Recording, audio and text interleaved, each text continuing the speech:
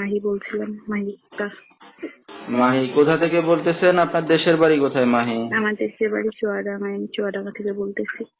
আচ্ছা, তো এখন বর্তমানে আপনি কোথায় থাকেন মাহি? বর্তমানে চুয়াডাঙ্গাতেই আছি। আচ্ছা, তো কে কে আছে মাহি আপনার ফ্যামিলিতে? বাবা মা ভাই বোন আছে কেউ? না, আমি মানে এক বাবার একটা মেয়ে, আর হচ্ছে আমার মা, আমি আর আমার 9 মাসের একটা মেয়ে বাবা আছে। আমার বাবা মারা গেছে 2 বছর হচ্ছে। আচ্ছা ঠিক আছে, তো মাহি আপনি এখন কি করেন?